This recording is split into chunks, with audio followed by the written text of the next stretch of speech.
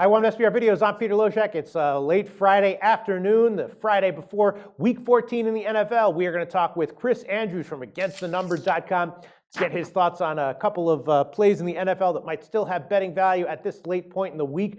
Chris Andrews, thanks for being with us. I just got done with my weekly call with DSI. He told us that there were 8 different plays that took notable big sharp action so far this week. It's only Friday, so a lot more sharp action than normal, according to Brent from BetDSI. At the sportsbooks this week, what would you like to discuss with us in the NFL Week 14? I don't know if this is a sharp play or not, but I'm going to be on the Buffalo Bills against Philadelphia. The thing I'm looking at here most is I think Philly is going to have a lot of trouble stopping the run, and Buffalo is going to run. And the fact that LaShawn McCoy is making this a very personal game for him, I think that's a big plus for Buffalo. But beyond that, it's not just personal. It's also the fact that Buffalo is a very good team running the football. Philadelphia is not that great at stopping the run. I think this is where the game is going to be decided, right at the line of scrimmage.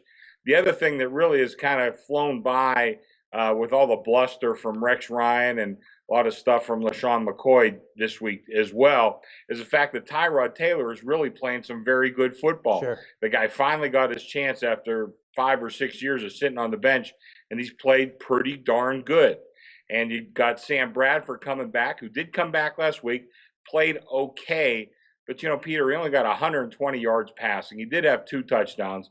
Philadelphia got 3 touchdowns from their defense and special teams.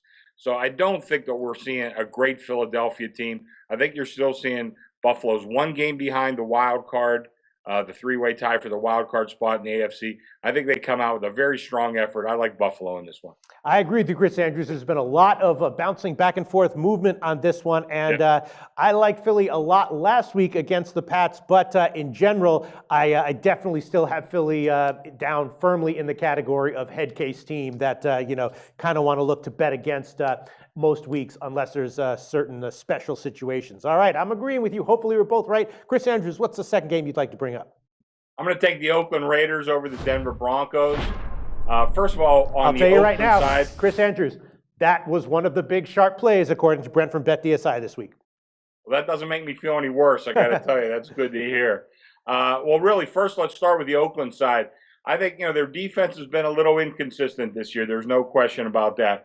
However, their offense, Derek Carr is really turning into a very good quarterback. Amari Cooper, I think, turning into one of the better wide receivers in the NFL.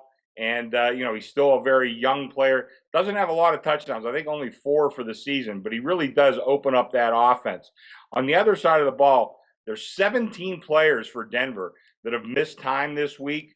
Now, most of those guys will play on Sunday. But a lot of them will be much less than 100%. I think this is a game that you're going to see Denver play very conservatively on offense. Brock Osweiler's done a good job for Denver. But he hasn't exactly lit it up, Peter. He's got 5 touchdowns, 3 interceptions. He's playing some pretty good football, running that Gary Kubiak offense very effectively.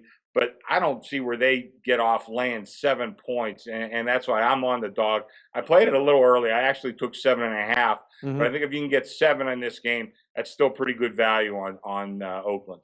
All right. I personally have sort of held off on this game just because I got so badly burned by Oakland last week. I really like Oakland against KC. Had a big bet on them and lost on it. So I'm sort of still a little bit shell-shocked from that. But hopefully I'll recover and be in agreement with you. Maybe I'll just tail it. Oakland still 7 or 7.5. There are still some 7.5s available market-wide. Thanks so much, Chris Andrews. Talk to you again next week for NFL Week 15.